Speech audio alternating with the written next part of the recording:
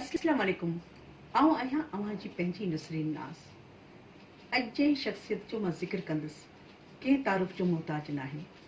तमामु सुठो राइटर, तमामु सुठो डायरेक्टर, जंहिंजा ड्रामा अव्हां बि ॾिठा ऐं मूं पाण हुन में कमु कयो। ॾाढो मज़ो आयो।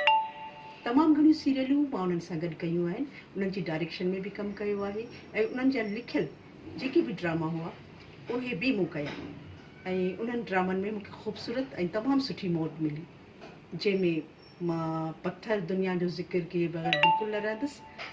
उन में जिन्हनि बि कमु कयो उन्हनि जा नाला अॼु ॾींहं ताईं कंहिंखे यादि न आहिनि, पर जेके कैरेक्टर हुआ सभिनी खे यादि आहिनि ऐं शुक्र अल्हम्दुलिल्लाह उन्हनि कैरेक्टरनि सां हर माण्हू उन्हनि खे यादि करे थो ऐं सॾे थो।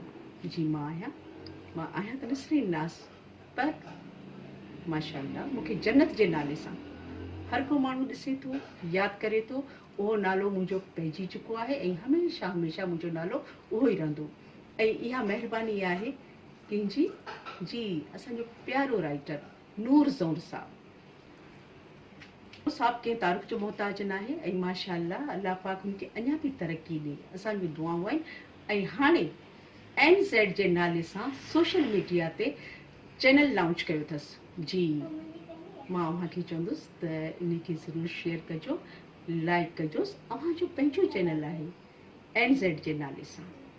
इन में तव्हां ख़ूबसूरत सिंधी उर्दू नगमा ॾिसंदो ऐं इन खां सवाइ कॉमेडी सीरियल, सीरियस सीरियल ऐं खोड़ सारा गीत बि अव्हां पंहिंजी मनपसंदि जा ॾिसंदो। इन खां सवाइ ख़ाका, खिलखिलाइण वारा ख़ाका, उहे बि तव्हांजे लाइ नूर ज़ौर साहब तख़लीक़ कया आहिनि ऐं उहे इंशाअल्लाह जल्द ई तव्हां जी इन लाइ मां अव्हांखे चवंदुसि त इन चैनल खे सब्सक्राइब कयो।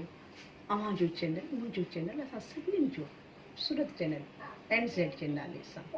जी मूंखे उमेदु आहे त तव्हां ज़रूरु हाणे जो हाणे इन चैनल खे सब्सक्राइब कंदो।